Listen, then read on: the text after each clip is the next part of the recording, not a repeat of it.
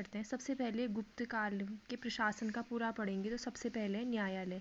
न्यायालय को कैसे याद करें, इसकी ट्रिक है राधे श्याम कृष्ण प्यारे। क्या? राधे श्याम कृष्ण प्यारे। तो रा से राजा, सौ से श्रेणी, के से कुल, पी से पूक। ठीक है, तो सबसे पहले न्यायालय को हमारा कंप्लीट हो। नेक्स्ट हम पढ़ेंगे कर। कर को कैसे याद करें, जैसे भौ से भाग, भौ से भूमि। भौ शब्द से और क्या बन रहा है, भौ से भाग, भौ से ही बन रही है भूमि, तो भाग कर भूमि से संबंधित था। अब दूसरा है भोग। एक बात बता, भोग कैसे लिया जाता है, भोग किसको दिया जाता है? भोग जब दिया जाता है तो उसमें क्या दिया जाता है, फल दिया जाता है, फूल दिया जाता है, सब्जी दी जाती है।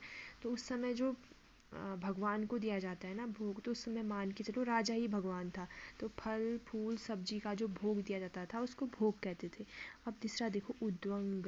उद्वंग कैसे याद करें, जो उद्यमी लोग होते हैं, यानी कि जो शैतान बच्चे होते हैं, वो उन पर तुम कितना ही समझा लो वो स्थायी वैसे ही रहेंगे, परमानेंट वैसे के वैसे ही रहेंगे। ये याद करने का ट्रिक है, इसको अन्यथा न लिया जाए।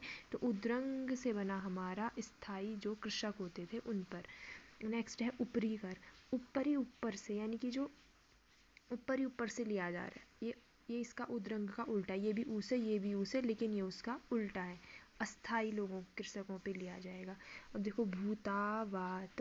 हम कहते हैं ना भूत आया, भूत आया, तो ये आयात से संबंधित कर है। क्लियर? आप कुछ भूमि के प्रकार हैं। देखो क्षेत्र, हिंदी में ना क्षेत्र किसका तत्सम होता है, खेत का होता है। क्षेत्र खेत, तो ये खेत से संबंधित है। एक है वास्तु।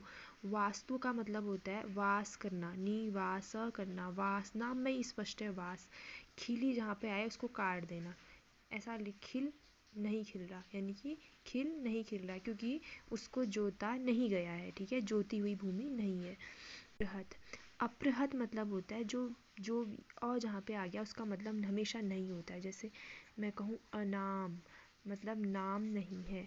अ का मतलब, ये जो अ है ना इसका मतलब ही नहीं होता है। तो देखो अपृहत मतलब जो नहीं है, कैसी, यानी कि जो जोती हुई नहीं है। गोचर मतलब चर नहीं है, गो के चरने के लिए, यानी कि चारों से संबंधित भूमि हो जाएगी। ओके, एक्स्ट्रा फैक्ट पढ़ना चाहो क्योंकि ट्रिक तो पढ़ लिया, तो फैक्ट में सबसे पहले गुप्त जो सोने की थी ना, दिनार थी। चांदी जैसा रूप है तेरा, तो रूपक जो थी चांदी। तांबे की थी मासक, इसको बोला जाता था। एक्स्ट्रा पढ़ लेते हैं। ये गुप्त से जो गुप्त काल 319 ईस्वी का है। गुप्त और शक के बीच में कितने का अंतर है, 1 2 का 4, 1 2 का 4, ऐसे लिखना 1 2 का 4, माई नेम इज लखन। ठीक है, ऐसे करके हो जाएगा। और ये चंद्रगुप्त फर्स्ट थे, इनको लिच्छवी दौहित्र कहा जाता था। ये पार्ट 1।